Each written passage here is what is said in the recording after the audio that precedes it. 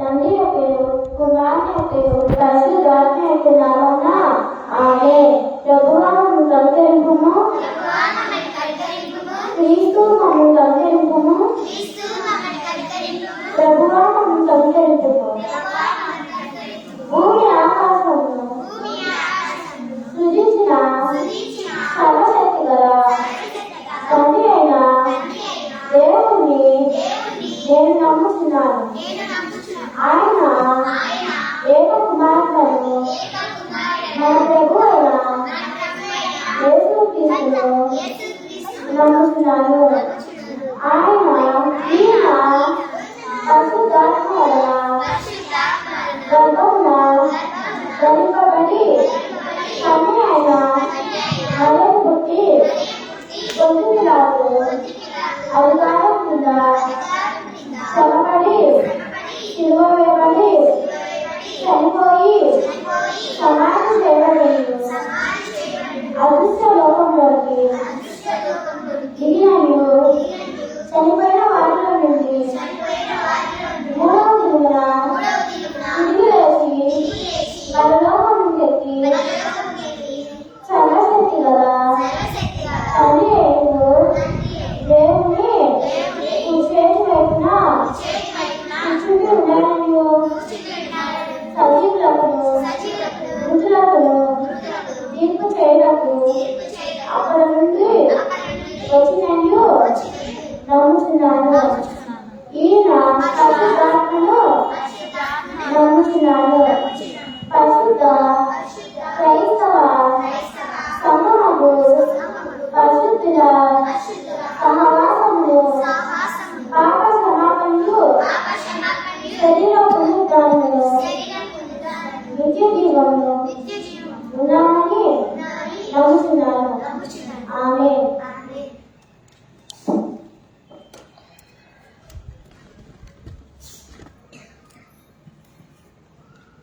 చెప్పండి.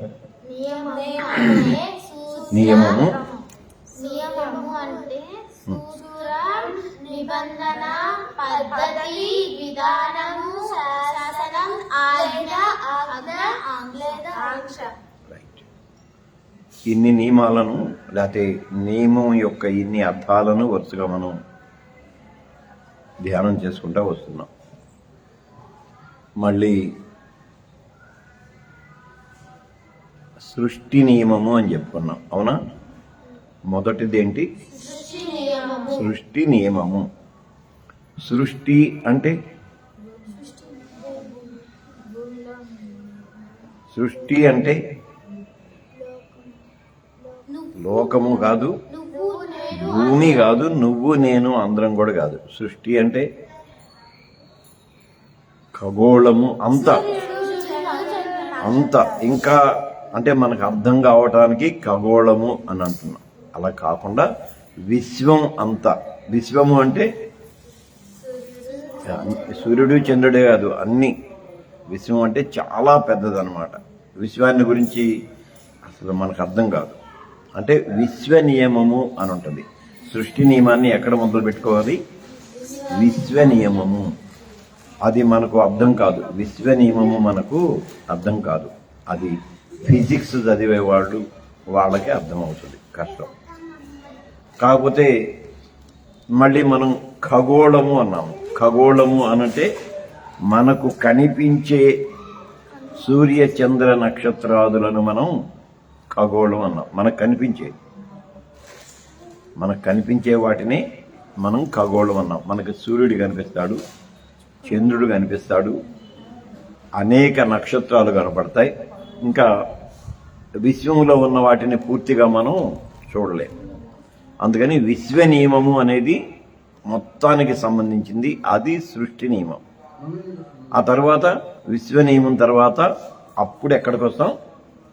భూమి దగ్గరకు వస్తాం. ఎందుకని? మనం భూమి మీద ఉన్నాం కాబట్టి భూమి దగ్గరికి వస్తాం. భూమి అనగానే అక్కడ లోకం. భూమి దగ్గరికి రాగానే మళ్ళీ మనం లోకం అంటాం. లోకం అంటే ఏంటి? అప్పుడు నువ్వు నేను అందరం. నువ్వు నేను అందరం, ఇదంతా లోకం.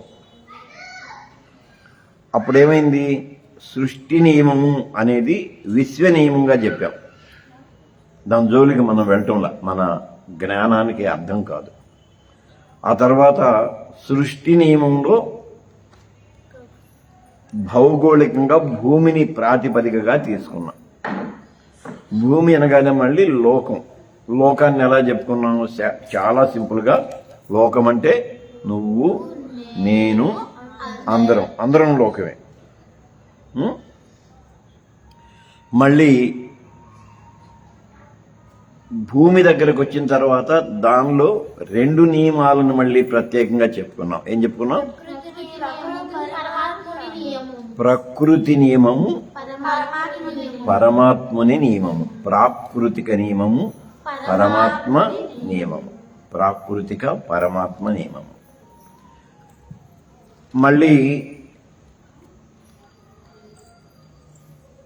ప్రకృతిని కానీ లేకపోతే ప్రకృతి ధర్మాన్ని కానీ మనం ఎలా చెప్పుకున్నాం? దృశ్యమైనది, అదృశ్యమైనది అని చెప్పుకున్నాం కదా. కనిపించేది, కనిపించింది. Very simple. నిన్నేం చెప్పుకున్నాం? ఉనికిలో ఉండి కూడా మన స్వంతమైన దానిని కూడా మనం చూడలేము. వీపు మనది, అంతేనా? వీపు విమానం మూత మోగిద్ది అంటారు కదా.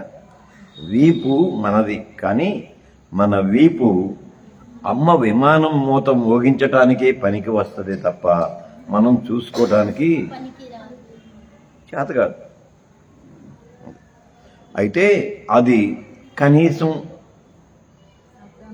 ఇతరులకి కనిపిస్తుంది, అద్దంలో మళ్ళీ మనకు కూడా కనిపిస్తుంది. కానీ మన పొట్టలో ఉన్న ప్రేగులు మనకి కనిపించవు. ఒక డాక్టర్కి మాత్రమే ఆపరేషన్ చేస్తే కనపడదు. అంటే ఎందుకు ఏం చెప్పుకుంటామంటే సృష్టిలో దృశ్యమైనది, అదృశ్యమైనది, కనిపించేది, కనపడుతుంది, 2 కూడా ఉండదు. అంటే ప్రాకృతిక న్యాయంలో లేక ప్రాకృతిక నియమములో దృశ్య నియమము ఉన్నది, అదృశ్యమైన నియమము ఉన్నది. మళ్ళీ పరమాత్మ నియమము అని ఉంది. పరమాత్ముడు అంటే దేవుడు. పరమాత్ముడు అంటే దేవుడు. పరమాత్మ నియమంలో కూడా దృశ్య నియమము, అదృశ్య నియమము కలిసి ఉంటాయి. పరమాత్ముడు అంటే దేవుడు. దేవుడి దగ్గర కూడా దృశ్య నియమము, అదృశ్య నియమము కలిసి ఉంటాయి. మనం ఏం చెప్పుకుంటాం? మనమనే కాదు, ప్రపంచంలో ఉన్న ప్రతి మతం అందాం, లేకపోతే ప్రతి విశ్వాసం కూడా దేవుణ్ణి దృశ్య నియమంగా, అదృశ్య నియమంగానే చెప్పుకుంటాయి. దృశ్యం అంటే కనపడేది, అదృశ్యం అంటే కనిపించింది, ఉన్నది, ఉనికిలో ఉన్నది, కానీ ఉనికిలో ఉండి కూడా మనకు కనిపించింది. పరమాత్మని నియమంలో అదృశ్య నియమం ఏంటి? ఆత్మ. దేవుడు ఆత్మ గనుక ఆయనను ఆరాధించేవాళ్ళు ఆత్మతో, సత్యంతో ఆరాధించాలి. అంటే ఆత్మ అనే దాని డెఫినేషన్ పూర్తిగా మనకు అర్థం కాదు, అలా చెప్పుకుంటా వెళ్తాం. కానీ ఆత్మ అంటే మనకు తెలిసిన ఒకటేంటంటే ఆత్మకు నియమం ఉంటుంది. ఆత్మ నియమం ఏంటి? అది అంతటా వ్యాపించి ఉంటుంది. ఆత్మ అంతటా వ్యాపించి ఉంటుంది. మన గుళ్ళో ఉంటుంది, ఇంకొక గుళ్ళో ఉంటుంది, మన ఊర్లో ఉంటుంది, ఇంకొక ఊర్లో ఉంటుంది, లేకపోతే భూమి మీద ఉంటుంది, విశ్వంలో కూడా ఉంటుంది. అంటే అంతటా సర్వాంతర్యామి అంటారు. అంతటా వ్యాపించి ఉండేది పరమాత్మని నియమము, లేకపోతే అది పరమాత్మని అదృశ్య నియమము. ఆత్మ అనేది ఆత్మదైవము అంటాం. మళ్ళీ పరమాత్మని దృశ్య నియమం ఉంటుంది. పరమాత్మని దృశ్య నియమము అంటే, దృశ్యము అంటే కనిపించేది. పరమాత్మని దృశ్య నియమం ఏంటి? ఇక్కడ ఇబ్బంది వస్తుంది. పరమాత్ముడు అంటే దేవుడు లేదా భగవంతుడు. ఇప్పుడు పరమాత్మ దృశ్య నియమం ఒక్కొక్కళ్ళకి ఒక్కొక్కలాగా ఉంటుంది. ఒక్కొక్కళ్ళకి ఒక్కొక్కలాగా ఉంటుంది. అవునా? మనకు దేవుని దృశ్య నియమం ఏంటి? ప్రభు అయిన యేసుక్రీస్తు. ఎందుకంటే ఆయన ఆత్మదేవుని స్వరూపం, సాక్షాత్కారం అని చెప్పుకుంటాం కాబట్టి మన దృశ్య నియమము మన ప్రభు అయిన యేసుక్రీస్తు. అలాగే ఇతర విశ్వాసాలు ఉంటాయి కదా, వాళ్లకు దేవుని దృశ్య నియమము వారి దైవం. వారు ఎవరిని నమ్ముతారో, ఎవరిని పూజిస్తారో, ఎవరిని ఆరాధిస్తారో వారికి దేవుని దృశ్య నియమం అంటే దృశ్య నియమం వేరవుతా ఉంటది, కానీ అదృశ్య నియమం మాత్రము ఒకటే. దేవుని గురించిన అదృశ్య నియమం అంటే అదృశ్య సూత్రం కానివ్వండి, అదృశ్య విధానం కానివ్వండి, ఏదన్నా కానీ అదృశ్య నియమము విశ్వాసానికి సంబంధించి, దేవునికి సంబంధించి, ప్రపంచంలో ఉన్న వాళ్ళందరికీ ఒకటే. కానీ దృశ్య నియమం దగ్గరకు వచ్చేసరికి దృశ్య నియమంలో ఆయా విశ్వాసాలకు అనుగుణంగా వారు ఎవరినైతే ప్రార్థిస్తారో, ఎవరిని పూజిస్తారో, ఎవరిని ఆరాధన చేస్తారో వారికి అది దృశ్య దైవంగా కనపడుతూ ఉంటుంది. ప్రాకృతిక నియమము, పరమాత్మ నియమం. పరమాత్మ నియమంలో మళ్ళీ దృశ్య అదృశ్య నియమాలు. ఇప్పుడు ప్రాకృతిక నియమం దగ్గరకు కూడా వద్దాం. ప్రాకృతిక నియమం అంటే ప్రాకృతిక నియమం అనే దానికి ముందు మామూలుగా ప్రారంభం నుంచి చెప్పుకుందాం. ప్రాకృతిక నియమం ఏంటంటే మామూలుగా అర్థం కావటానికి సీజన్స్ అంటే ఋతువులు అంటే చలికాలం పోయింది, ఎండాకాలం ఇప్పుడు వస్తుంది. చలికాలం పోయి ఎండాకాలం వస్తుంది. ఎండాకాలం వెళ్ళిన తర్వాత వర్షాకాలం వస్తుంది. వర్షాకాలం తర్వాత మళ్ళీ చలికాలం వస్తుంది. ఇది మామూలుగా ప్రాథమికమైన ప్రాకృతిక నియమం. మళ్ళీ మనకు అంటే మన దేశంలో వాళ్ళకి, మన దేశం అనే కంటే మన ప్రాంతం అందాం, మనకు ఎండాకాలం తెలుసు, వర్షాకాలం తెలుసు, చలికాలం తెలుసు. కానీ ఐరోపా వాళ్ళకి, అమెరికా వాళ్ళకి ఇంకొక కాలం ఉంటుంది. ఏంటది? మంచు కాలం. మంచు అంటే మనకు పడే మంచు కాదు, స్నో, గడ్డగట్టే మంచు కాలం. ఇంకా అక్కడ చెట్లు ఎండిపోతాయి, మంచు పేరుకుపోద్ది. అంటే ప్రాకృతిక నియమం కూడా ప్రదేశాన్ని బట్టి మారుతూ ఉంటుంది కదా, ఒక్కొక్క ప్రదేశాన్ని బట్టి మారుతూ ఉంటుంది. మళ్ళీ ఆ ప్రదేశంలో నివసించే ప్రజలకు కూడా వాళ్ళ ప్రాకృతిక నియమం వేరువేరుగా ఉంటుంది.